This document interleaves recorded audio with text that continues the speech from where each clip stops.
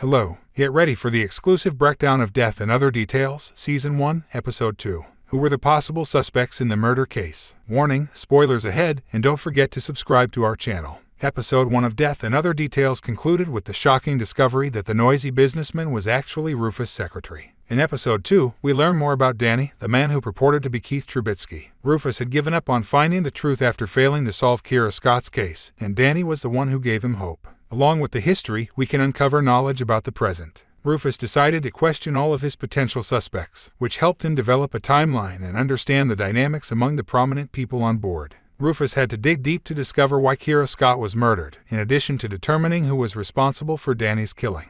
Let's begin. Imogen was tasked with investigating the Collier's books, and the only person who could get her access to them was Anna. Meanwhile, Rufus continued with the grilling. He accused the priest of lying to him about not speaking with Kyath, despite Alina witnessing the two enter the church. As it turned out, the priest had introduced Trubisky to Washington's governor, Alexandra, and he declared his intention to contribute to her money. His only condition was that he learn the names of the others who donated, because Trubisky suspected she had taken money from someone she should not have been dealing with, and he wanted to know the truth. Of course, Alexandra did not amuse him, so he was ordered to leave. Rufus demonstrated a high level of trust in Layla while speaking with her. Layla went through a horrific incident that altered her. She never thought it was an accident, and she must have seen or discovered some reality that made her terrified and anxious. Layla was wary of Keith since she believed he had been watching her for a long time. She was the only one who realized Keith was lying about his identity. But was that sufficient grounds for Layla to kill him? Rufus also suspects Tripp. While he had invited Trubisky on the cruise, he was disappointed on day 2.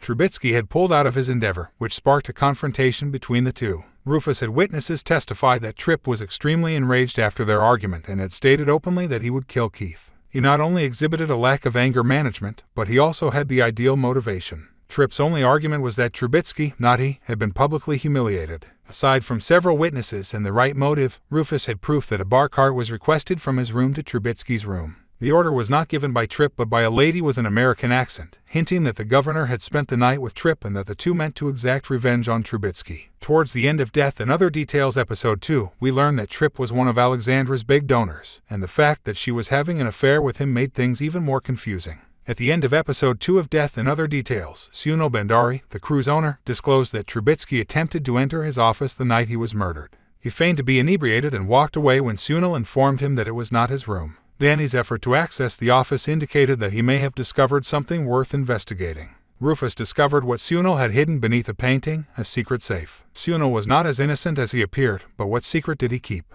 Not only was Sunil deceitful, but security evidence indicated that Collier's lawyer and Teddy exchanged money. Was she paid to commit the crime? And if so, what secret did Danny discover that compelled the Colliers to kill him? Or did Teddy and the Colliers have a secret relationship? Rufus assumed Keith was murdered to keep the contract together, but the specifics were unknown. The interrogation had an impact on Alexandra and Tripp's relationship, as Alexandra opted to terminate all links with him, fearing penalties. Alina spoke with Anna, explaining that the Chuns would no longer invest in Collier Mills. The denouement also demonstrated that the Chuns were correct, the Colliers had gone bankrupt. Catherine signed a document on Lawrence's behalf suggesting that the business would be purchased by a private entity following the bankruptcy. The lawyer was held captive when she signed the forms. Catherine clearly wielded power in the family business, and she always got her way, hook or crook. Jules, the head of security, had a secret stockpile of cash and various passports, hinting that he, too, was not innocent. Layla was correct to be skeptical of everything around her because someone was constantly keeping an eye on her. The Interpol arrived on the ship the following morning. Agent Hilda Erickson introduced herself to Sunil, and it appears that she does not trust Rufus' probe, which could lead to tension between the two. Thank you for watching.